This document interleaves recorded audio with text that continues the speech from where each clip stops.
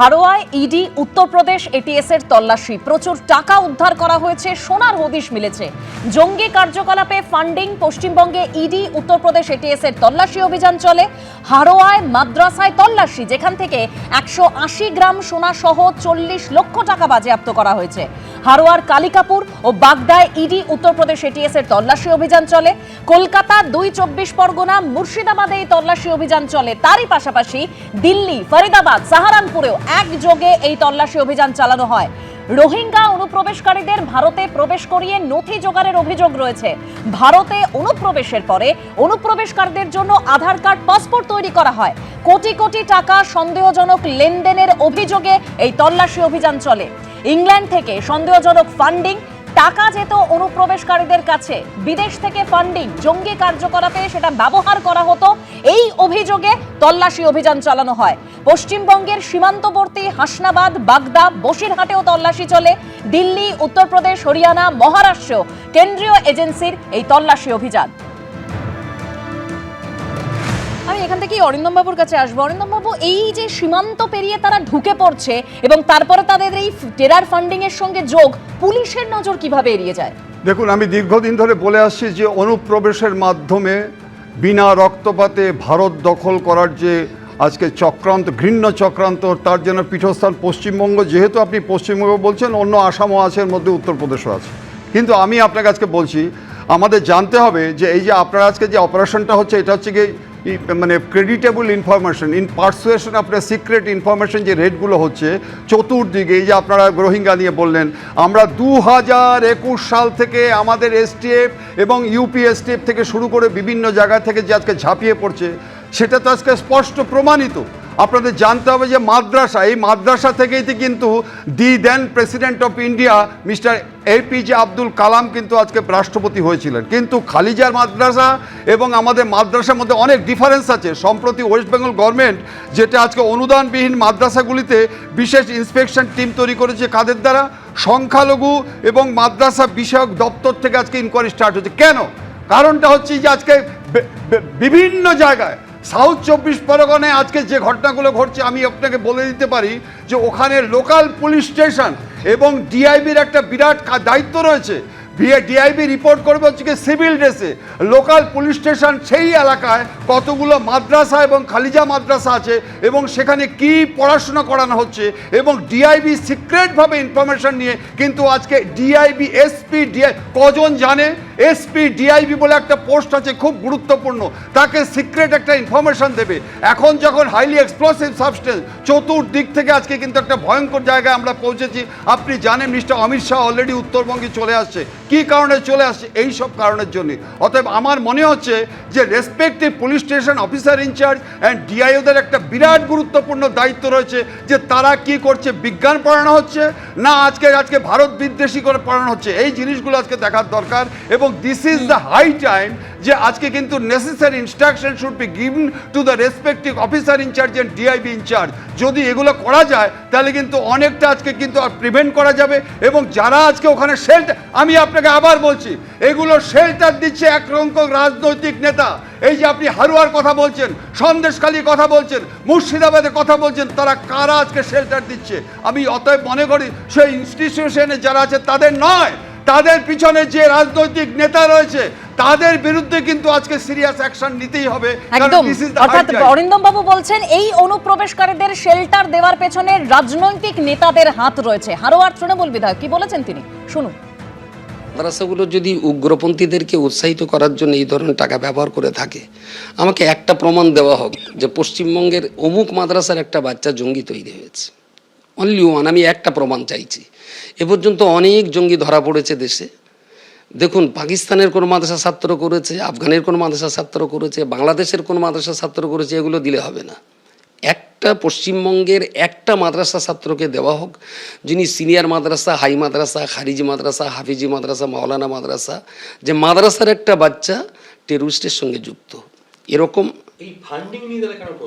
না, ফান্ডিং নিয়ে প্রশ্ন উঠবেই বা কেন? তারা টাকা নিয়ে নিশ্চয়ই জঙ্গি তৈরি করবে।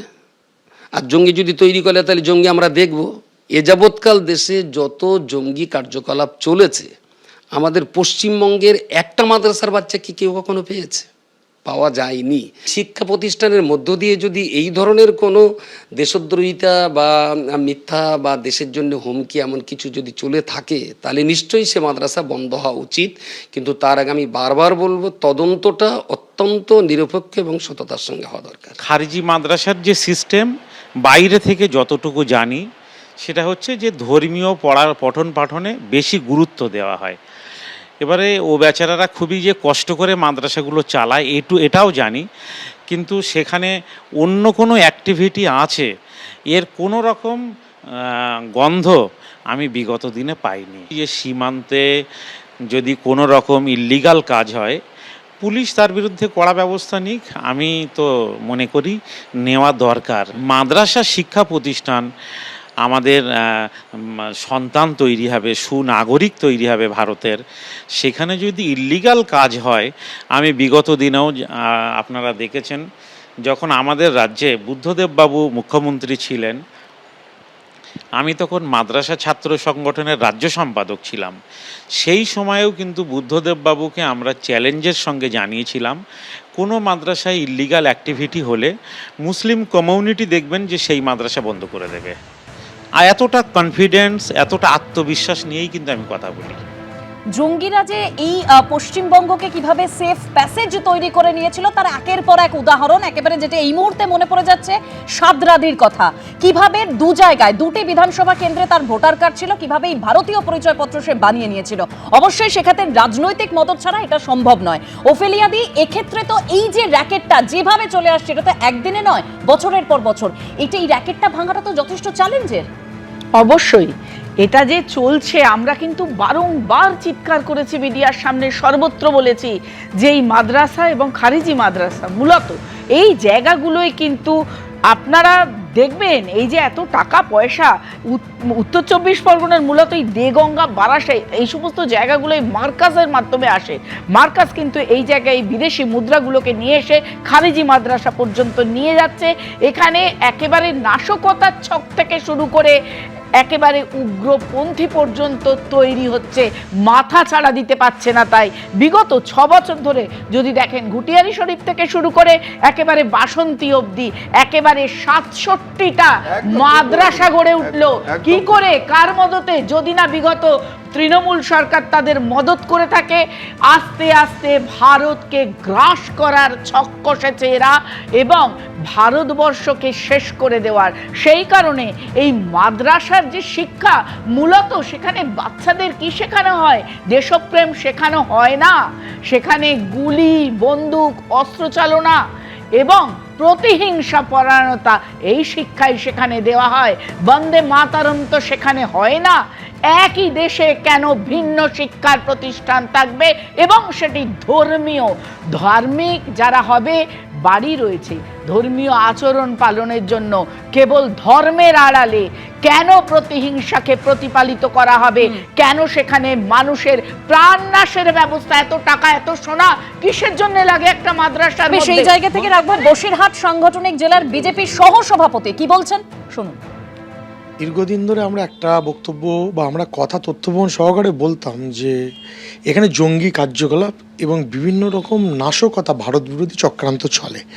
সেই সময় যে সরকার ছিল তৃণমূল কংগ্রেস, তাদের সমর্থন ছিল, তারা এইসব বিষয়ে প্রশ্রয় দিত। জালি আধার কার্ড, ভোটার কার্ড এখান থেকে সারা ভারতবর্ষে সাপ্লাই হতো। খারিজি মাদ্রাসা এইসব নামে যে বেআইনি কার্যকলাপ চলতো, আমাদের দুর্ভাগ্য হারোয়ার এমএলএ মর্টিন, আমরা এনার কাজ কি এই ধরনের থেকে বিদেশি ফান্ডিং করে একত্রিত করা, তদন্ত ওইদিকেও যেতে পারে। কারণ এই সব মাদ্রাসাগুলো মনিটরিং যেখান থেকে হতো, বিভিন্ন রকম বিশ্বের সমস্ত মানি এখানে আসতে এখান থেকে ফিল্টারেস হতো। এবং ভারতবর্ষে যত নাশকতা হয়েছে, সেই নাশকতার দিকে যখনই নজর পড়ছে, তখনই বলে এইগুলো আস্তে আস্তে বেরিয়ে আসছে। বাংলা জড়িয়ে যাচ্ছে বারবার আগের সরকারের ব্যর্থতার জন্য। এটা আমাদের খুবই খারাপ লাগছে। আমি প্রদীপ্তর কাছে যাব। প্রদীপ্ত, খাগড়াগড় বিস্ফোরণের সময়ের ঘটনা মনে পড়ে যাচ্ছে আমার। তখন মমতা বন্দ্যোপাধ্যায় তদন্তের আগেই বলে দিয়েছিলেন, তড়িঘড়ি একেবারে বিবৃতি দিয়েছিলেন যেটা সিলিন্ডার ব্লাস্ট। তারপরে তদন্ত যখন একদম সামনে আসলো, তখন জানা গেল যে একেবারে জঙ্গি কার্যকলাপ, অর্থাৎ নাশকতা রয়েছে এর পিছনে। আমার প্রশ্নটা এই জায়গা থেকে, যখন তোমার সরকার ক্ষমতায় ছিল, 15টা বছর ক্ষমতায় ছিল, তখন এই জঙ্গি কার্যকলাপের দিকে নজর দেওয়াটা দরকার ছিল। কিভাবে তারা এখানে ঢুকে পড়ছে, কিভাবে পরিচয়পত্র বানিয়ে ফেলছে, সেটা তো বন্ধ করার দরকার ছিল সেই সময়। সেই কারণেই 2014 সালের 1 জুলাই সম্ভবত এই বিক্রম রায়কে গ্রেফতার করা হয়েছিল এবং সেই বিক্রম রায়ের বাড়িতে আজকেও আবার এটিএস গেল, উত্তরপ্রদেশের এটিএস। 2024 সালের কথা বলছি, 2024, আজকে না। বিক্রম রায় কোনো খারিজি মাদ্রাসা থেকে পড়াশোনা করে আসেননি। এবং এই যে এতক্ষণ আমরা যখন রেলের অ্যাক্সিডেন্টের কথা আলোচনা করছিলাম, আমরা কি দেখলাম?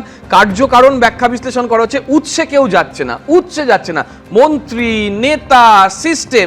আর যেই এই টেরোরিজম নিয়ে কথা হচ্ছে, তখনই উৎসে যাচ্ছে মমতা বন্দ্যোপাধ্যায়, রাষ্ট্র ব্যবস্থা, এ সমস্ত ব্যাপারটা, মানে টার্গেটটা, ওরিয়েন্টেশনটা বুঝতে হবে। দিদি, আমি আপনার সময় কিছু বলিনি, অ্যাক্সিডেন্ট নিয়ে কথা হচ্ছে না, কথা হচ্ছে মানুষের জীবন, দেশের মধ্যে ওই 700 জন থাকে, যে তার 700 জন 2023 থেকে রেল অ্যাক্সিডেন্টে মারা গেছেন, তারা দেশের নাগরিক, আমিও দেশের নাগরিক। উত্তরপ্রদেশের এটিএস নিয়ে কথা শুরু হলো, 13 জন শুধু এপ্রিল মাস থেকে, মার্চ মাস থেকে জুলাই মাস অবধি 13 জন নাশকতামূলক কাজের জন্য পাকিস্তানি জঙ্গি, মোরাদাবাদ থেকে শুরু করে কানপুর, কেন ওখান থেকে গ্রেপ্তার হলো উত্তরপ্রদেশ থেকে? 13 জন কেন গ্রেপ্তার হলো এবং দীর্ঘদিন কেন তারা? এবার উদাহরণটা আমি একটা দিই, ক্যানিং থেকে যে কাশ্মীরি জঙ্গিকে গ্রেপ্তার করা হয়েছিল, আনসারুল্লাহ বাংলা টিমের যে জঙ্গি, তাদেরকে যে গ্রেপ্তার করা হয়েছিল, সেটা তো তোমার সরকারের ক্ষমতা থাকাকালীন। আমরা যেটা সেখানেও প্রশ্ন, বলেছি যে কিভাবে তারা ভারতীয় পরিচয়পত্র বানিয়ে এই পশ্চিমবঙ্গকে সেফ প্যাসেজ তৈরি করেছিল।